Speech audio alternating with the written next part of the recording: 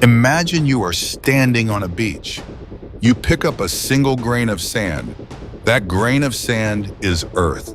Now look at the beach. That beach is the universe. We humans are arrogant. We think we understand big. We look at Jupiter and think it's huge. We look at the sun and think it's massive. We look at the black hole in the center of our galaxy, Sagittarius A, and we think it is a monster. But we are wrong. We are very wrong. Somewhere out there in the deep dark of the Canes Venatici constellation, there is something that shouldn't exist. It is a hole in reality so large that it makes our entire solar system look like a single atom. It is a beast that eats entire galaxies for breakfast. It is called TON 618, and today we aren't just going to look at it, we are going to travel to it. But I have to warn you, the human brain is not designed to understand numbers this big. By the end of this video, you might feel very, very small, and you might find yourself wishing we had never found it. To understand why TON 618 is terrifying, we first have to calibrate our brains. We need a measuring stick. Let's start with Earth. Nice, safe home. Now let's zoom out to the sun. You could fit 1 million Earths inside the sun. That is a number we can almost grasp. Now let's go to the center of the Milky Way. Meet Sagittarius A. This is a supermassive black hole. It has the mass of 4.3 million suns. It is the anchor that holds our entire galaxy together. It is big enough that if you replaced our sun with it, Mercury, Venus, and Earth would be swallowed instantly. That feels huge, right? 4.3 million suns.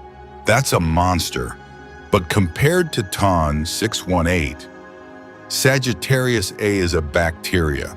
TON 618 is not supermassive. It belongs to a terrifying new class of objects called ultramassive black holes. It has the mass of 66 billion suns. Let me say that again. 66 billion. If you took every single star in the Milky Way galaxy, every bright dot you see in the night sky, billions of them, and crushed them all together into a ball, TON 618 would still be heavier. It is so large that its event horizon, the point of no return, is not measured in miles. It is measured in light years. If you were to fly a spaceship across the face of TON 618, traveling at the speed of light, the fastest speed in the universe, it would take you one entire week just to cross the shadow. To cross our sun at light speed takes 5 seconds. To cross TON 618 takes 7 days. This isn't just a black hole, it is a grave for light itself. But here is the scary part. You might think a black hole this big would be invisible, just a silent, dark giant sitting in the void.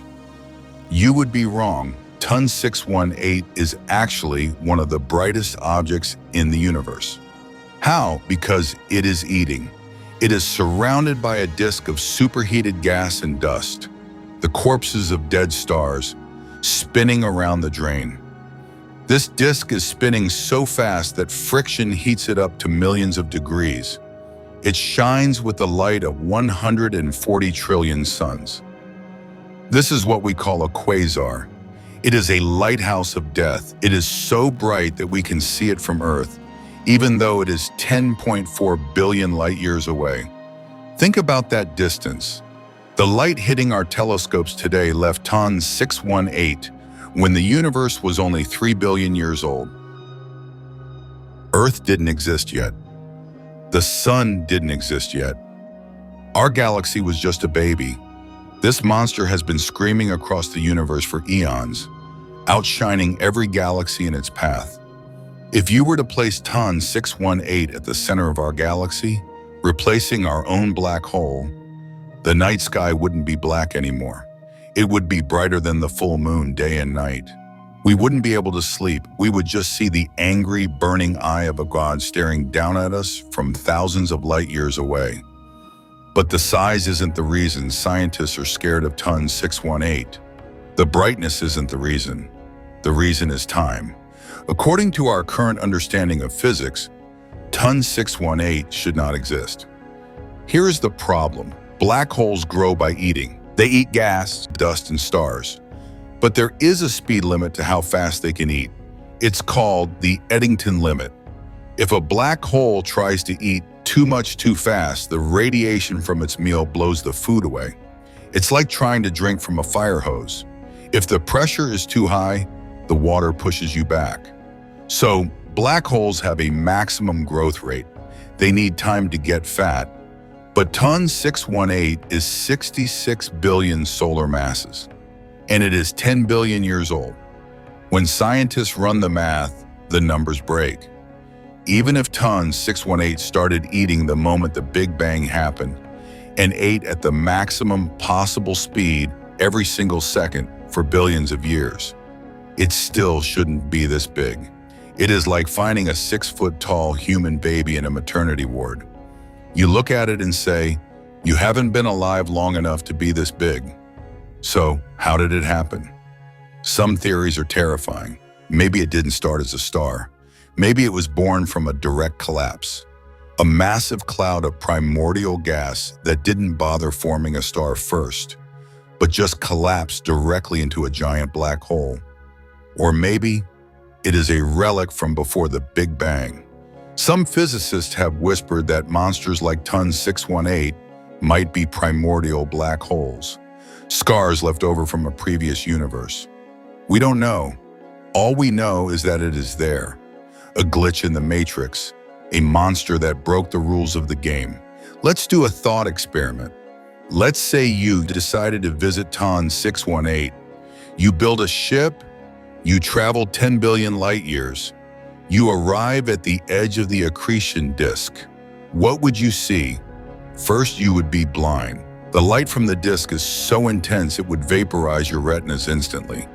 But let's assume you have magic shields. As you fly closer, you realize the sheer scale of the darkness.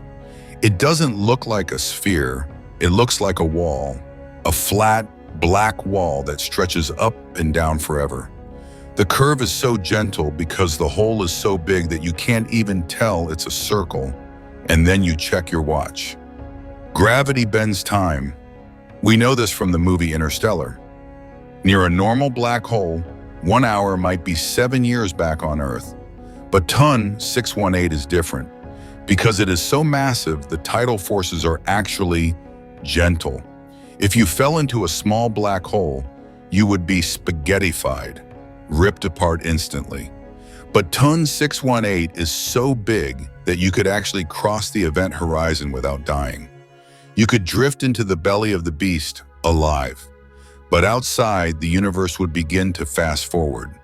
As you drift deeper, looking back at the sky, you would see stars dying and being born in seconds. You would see galaxies colliding. You would watch the entire future of the universe play out in a cinematic blur. You would be trapped in a museum of time, preserved forever in the dark, watching the rest of existence fade away. TON 618 reminds us of a humble truth. The universe was not built for us.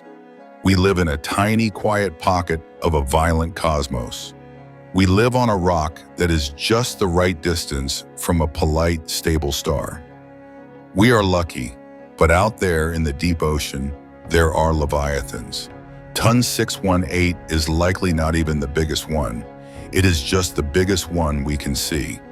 There could be monsters in the dark that are 100 billion solar masses. There could be SLABs, stupendously large black holes, that are the size of galaxies themselves. We are like ants living in a garden, unaware that a bulldozer is parked on the street next door. So tonight, when you look up at the stars, remember TON 618. Remember that 10 billion light years away, a giant eye is watching. It is eating, it is growing, and it is waiting. Sleep well.